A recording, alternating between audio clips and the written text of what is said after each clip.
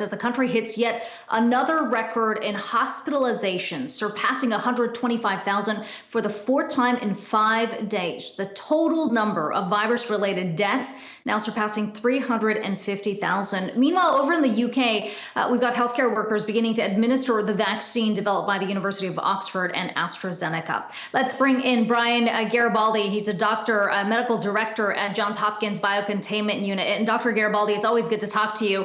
The holidays sort of distorting the numbers, if you will, because we're playing catch up here on the number of cases that were reported during the New Year's holiday. But help us understand where things stand right now and how much worse you think things are about to get. So right now, things are really, really bad. This is among the worst periods that we've had in our country, and the numbers don't yet reflect what's going to happen after millions of people traveled over the Christmas and New Year's holidays. We set records in people who are screened through TSA at airports who are flying over the holidays, and it's going to be a couple of weeks before we see what the true impact of that travel and those holiday exposures is going to be. So we're entering a really rough patch, from a place where we have more infections and more hospital deaths per day than at many points we've seen so far. So we're all really worried about what the month of January is going to hold for us as healthcare workers and for hospitals across the country.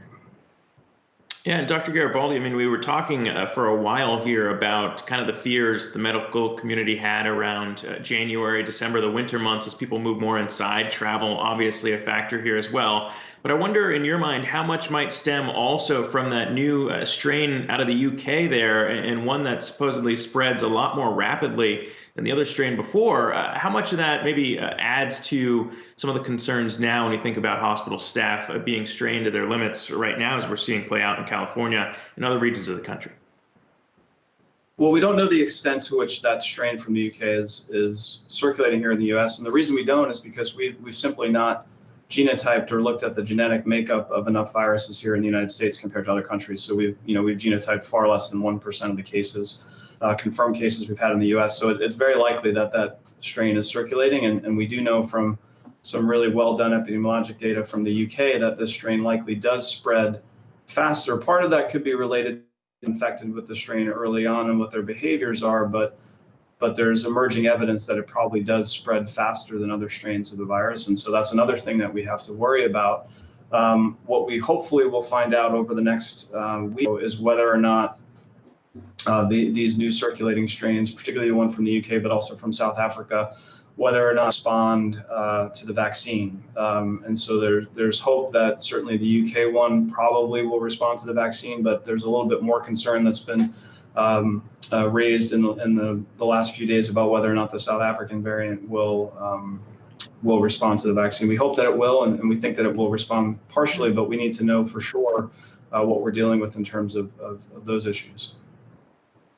And doctor, there's a lot of concern about the slow pace of vaccines being administered in the U.S., about 200,000 a day right now. We heard Dr. Fauci over the weekend saying that he hopes ultimately we can get to 1 million per day. In your assessment, where is the breakdown happening and what needs to be done to accelerate the process?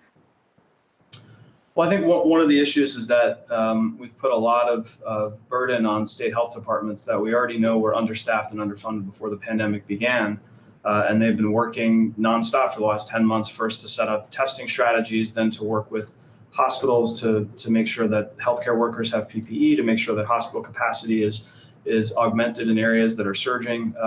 And they're being asked to do more than they can probably handle right now, given the staffing they have and the budgets that they have. And, I think it's going to take time to get the allocation plans in place. The states were asked in November to put together these plans, but they didn't know what vaccines they were going to get. They didn't know what the storage procedures were going to be because they didn't know which vaccine was going to be. And so even though we had some advance notice, it really hasn't become clear until the last month or so which vaccines are going to be available and when, and how to begin to distribution centers and storage capabilities. So that's something that we're playing catch up. Yeah, and there seems to be this debate too, Doctor, across communities here in the medical field, whether you're talking about what the UK is planning on doing with rolling out those vaccines that really need to be administered a few weeks apart here. It sounds like Dr. Fauci is not in the camp that it would be better to kind of roll those out wider in terms of getting those vaccine doses out without necessarily following up there on the second dose right away, or the way that you would normally do it.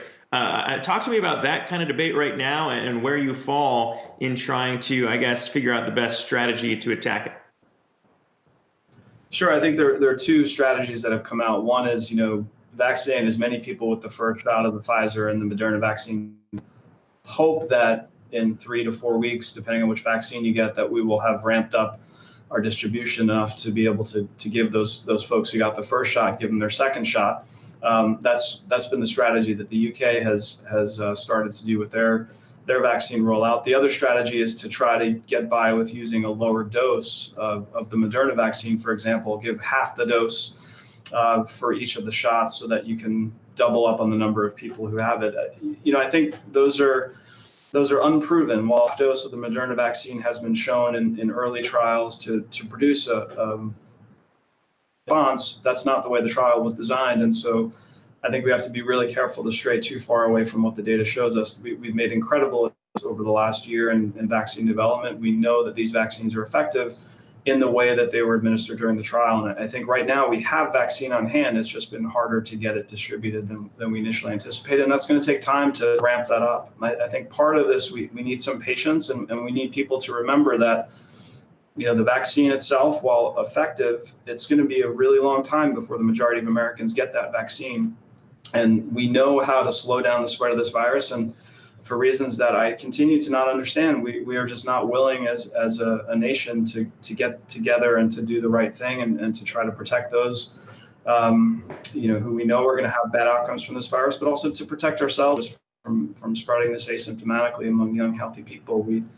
I wish I could put on a GoPro and take you guys into the ICU where I spent the last week and show you what it's like to be an intubated patient on a ventilator, prone and paralyzed, lying face down and not being able to breathe, and having to talk to families and update them on their loved ones, and sometimes having to tell them that their loved ones died when they haven't been able to visit with them.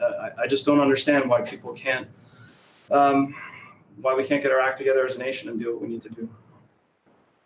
Yeah, well, we appreciate all the work that you do on the front lines, and of course, bringing out some important perspective here. Dr. Brian Garibaldi, Johns Hopkins Biocontainment Unit Medical Director there. Appreciate your time today.